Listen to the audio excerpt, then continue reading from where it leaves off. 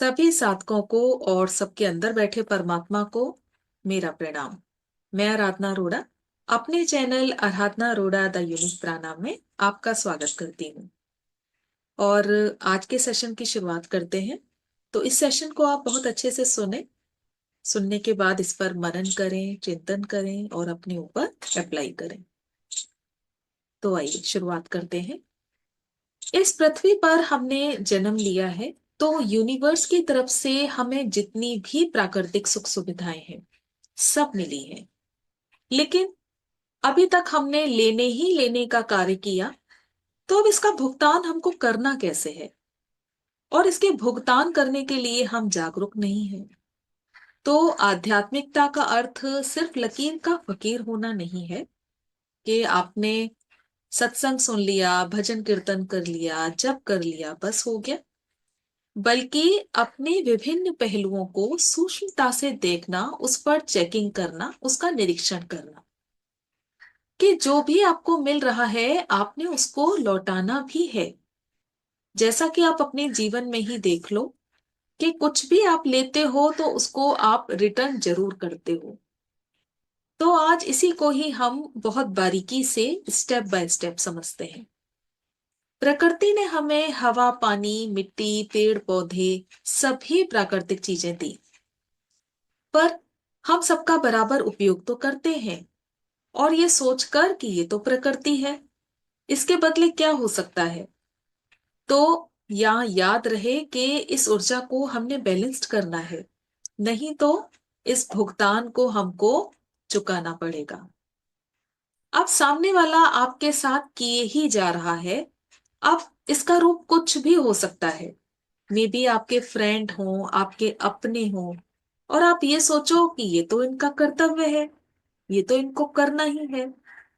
तो याद रहे, सभी जीव यहाँ यात्रा पर ही है। सभी आत्माएं हैं आप ही की तरह।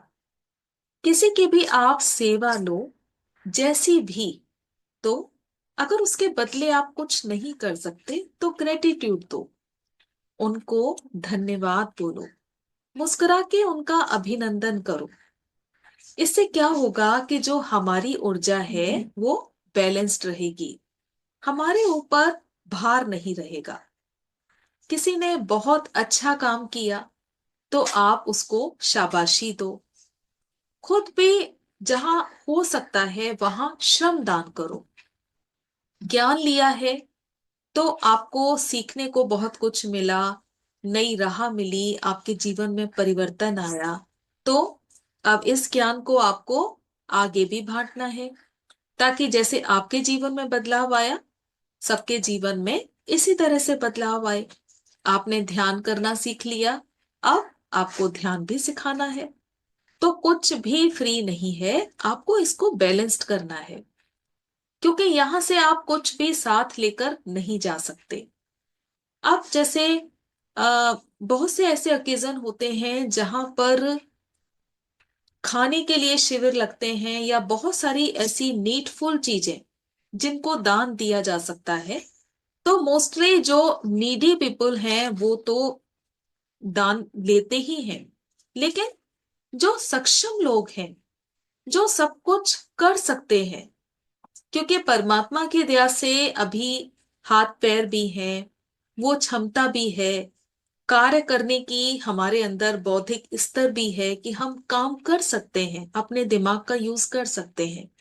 फिर ये कर्जा क्यों लेना है और इस तरह का भार अपने ऊपर क्यों चढ़ाना है? क्योंकि ये नकारात्मक ऊर्जा है। और जैसा मैंने बताया कि आपको सब कुछ यहाँ पर बैलेंस्ड करना होगा, क्योंकि ये सब कुछ कर्जा ही है। अब किसी ना किसी रूप में आध्यात्मिकता में आगे बढ़ना और हर पहलू पर निगरानी रखनी।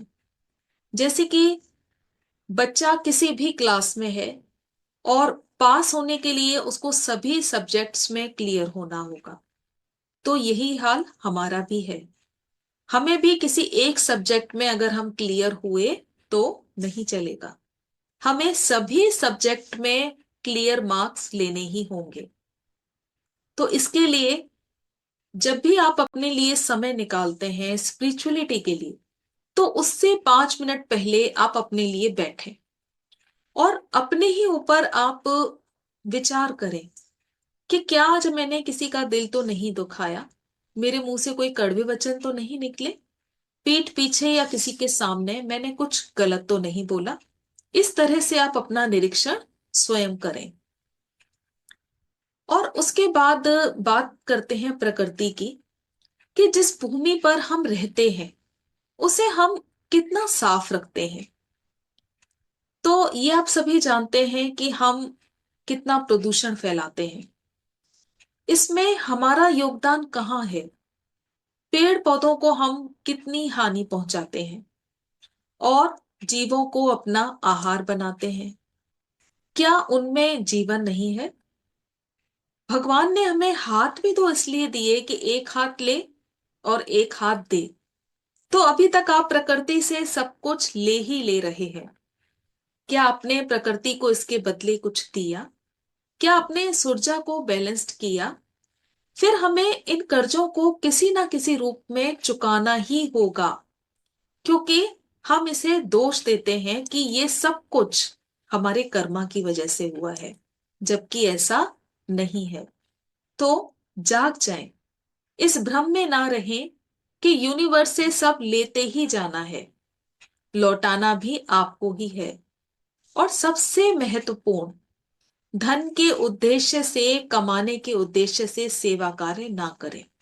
जैसे ज्ञान बांटना या ध्यान सिखाना, किसी की हेल्प करना, सिर्फ धन के लिए नहीं, सबको अवेयर करने के लिए, और ताकि आत्माओं को उनके आने का उद्देश्य पता चले।